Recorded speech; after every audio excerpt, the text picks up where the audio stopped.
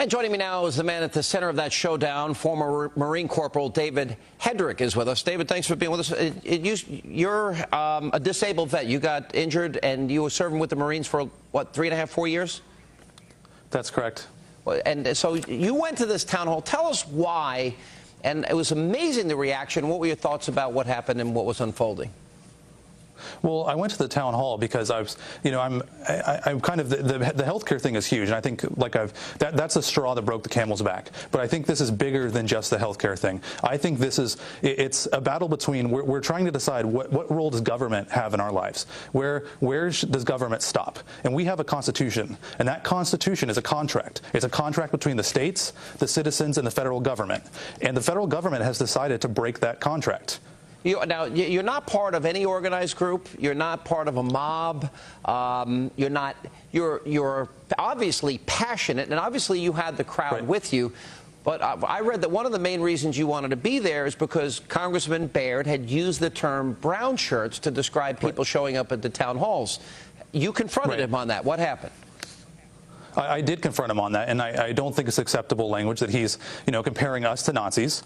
And it's Pelosi did this, he did this. Now he's compared us to McVeigh and talked about bombings there. And basically, I called him on it. I said, you know what? If you want to call us Nazis, let's look at the Nazi doctrine. Let's look at National Socialism. And what is National Socialism? Since you let the cat out of the bag, we'll talk about it. National Socialism is very much what we see today in this administration. It's a policy almost line for line. It's the same economic policy. It's the same political policy. And so if they want to talk about Nazis, then they better be careful about that conversation, because they might find that the swastika is on their own arm.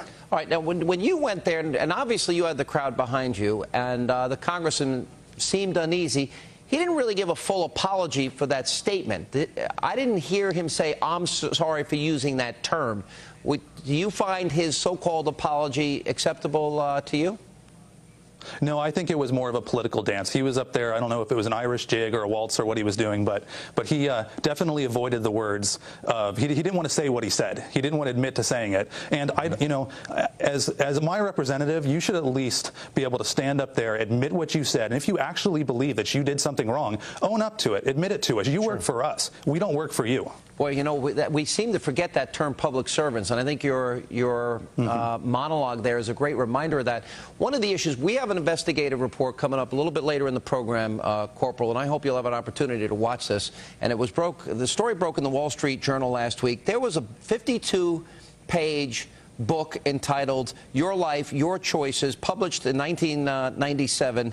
That literally was given to VA hospitals and nursing homes around the country. And George Bush, when he found out about it, they canceled the book. Barack Obama has brought it back. And among other things, and we'll go into some detail and specificity as the program unfolds, they raise questions about, well, how are you going to feel if you view yourself as a financial burden to your family and things like that. And I'm thinking, these are the 20-some-odd million veterans that served this country and defended our freedom. Is that part of your concern, that this is not being discussed?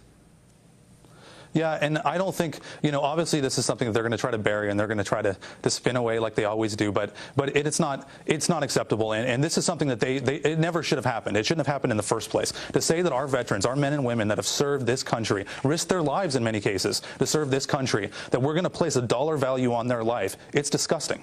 Well, the fact that they would even recommend any such thing except to give them all the treatment to end of life and do everything to preserve and protect life is unimaginable to me. And this is what, Governor Palin was criticized for when she brought up the term death panels. But, Corporal, great job. That's democracy in action. You certainly have earned your right as a disabled vet to say whatever you want. And we appreciate you being here. Thank you. Thanks, sir.